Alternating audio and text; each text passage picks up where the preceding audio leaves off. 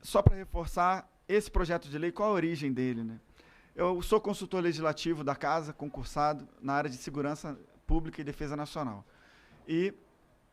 à época, trabalhando aqui na consultoria legislativa da Casa, fruto das experiências que tive como comandante do destacamento contra o terrorismo do Exército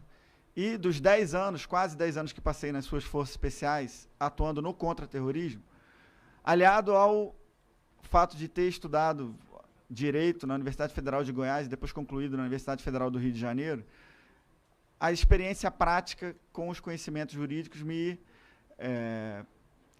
trouxeram algumas preocupações que depois foram divididas com o meu comandante à época e também com o delegado Carrijo, em relação ao emprego das Forças Armadas, e não só das Forças Armadas, dos órgãos de segurança pública em geral, na prevenção e no combate ao terrorismo. Isso porque, de modo geral, na maioria das vezes em que éramos empregados, havia uma dúvida muito grande sobre qual era a legislação, a lei que amparava no detalhe, né, qual era o órgão responsável por qual atividade, né, qual era o sistema. Nós temos um sistema, por exemplo, brasileiro de inteligência que congrega as atividades de inteligência, estabelece um órgão de controle externo, que é a comissão mista, inclusive, que essa comissão aqui reveza junto com a comissão homóloga no Senado para a presidência, né, a comissão mista de controle das atividades de inteligência, e nós não tínhamos um sistema de prevenção e combate ao terrorismo. E toda vez que nós éramos empregados em operações ou exercícios, a despeito de toda a vontade de cumprir a missão e de que isso jamais seria um empecilho para que a missão fosse cumprida, ficava um hiato no sentido de que era necessário ter um projeto de lei nesse sentido que amparasse e que trouxesse mais segurança jurídica para quem estava na ponta da linha. Eu redigi um projeto de lei à época como consultor, apresentei para o deputado Bolsonaro, que o apresentou, é o projeto de lei 5825 de 2016. Como ele não chegou ao final do seu processo legislativo na legislatura passada e o presidente não se reelegeu deputado, né,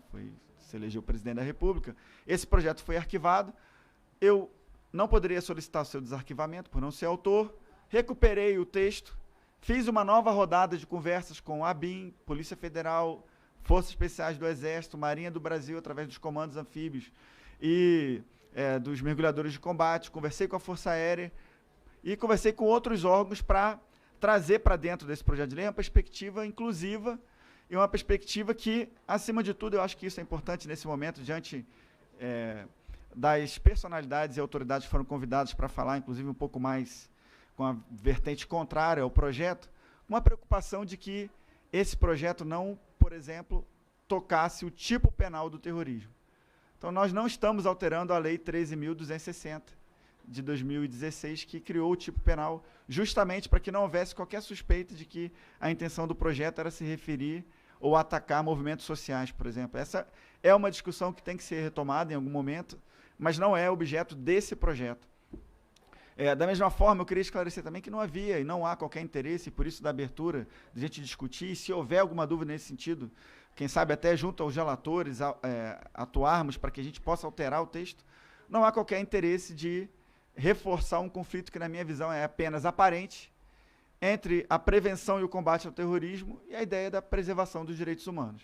Então, nós não temos qualquer interesse de dilapidar toda a construção que foi feita pela civilização ocidental e pela nossa civilização, pelos Brasil, ao longo do tempo, em relação à proteção dos direitos humanos, mas também não podemos nos esquecer de que existem no mundo grupos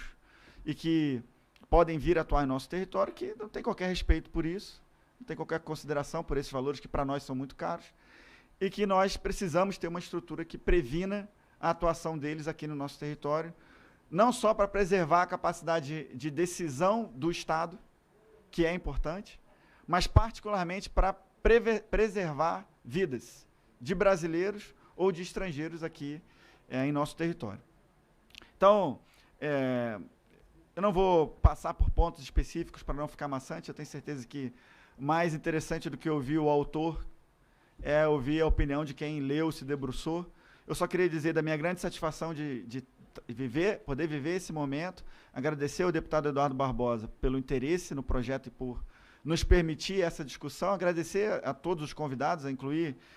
aqueles que farão certamente observações mais ácidas, vamos dizer assim, sobre o nosso projeto, a Procuradora Federal dos Direitos do Cidadão, doutora Débora Duprá, e o Defensor Nacional dos Direitos Humanos, senhor Eduardo Queiroz, que eu tenho certeza também, todos nós aqui, queremos que o nosso país tenha legislações melhores e que, se Deus nos permitir, nós tenhamos inteligência e capacidade política para construir uma legislação que, ao mesmo tempo que protege o nosso país e os nossos cidadãos, prevenindo e combatendo o terrorismo, caso ele venha a ocorrer aqui no nosso território, consegue conciliar com as nossas mais caras crenças de defesa dos direitos humanos, proteção das pessoas, né, e os direitos de um Estado democrático de direito em que nós estamos inseridos. Nesse sentido, eu queria fazer a última observação, que como líder do governo, eu estou acompanhando essa aqui, que esse projeto de lei, embora seja meu, ele tem o apoio explícito do governo. Eu não defenderia, pelo menos nesse momento, nenhum projeto de lei que não contasse com esse apoio, para não conflitar. Então, essa é uma observação, mas nesse momento temos essa importante atividade, mas também temos, ao mesmo tempo, o início da discussão do projeto de lei que trata da proteção social dos militares e da reestruturação da carreira das Forças Armadas, cujo relator é o deputado Vinícius Carvalho, fez um excepcional trabalho, e essa reunião já está em curso. E temos também na Comissão de Constituição e Justiça a possibilidade da votação de uma proposta de emenda à Constituição que visa garantir a prisão após a condenação em segunda instância. Então, diante disso, é muito provável que ao longo das apresentações, independente de pró ou contra, que eu tenha que me retirar, mas vou voltar aqui ao longo do tempo. E, mais uma vez, agradeço a presença, inclusive, do meu eterno amigo também, comandante Coronel Jesus, que está aqui presente, das Forças Especiais, e que labutou conosco aí ao longo do tempo, embora muito mais antigo que eu, mas certamente foi um exemplo aí para nós aí durante o tempo que eu estive nas Forças Especiais. Muito obrigado, presidente.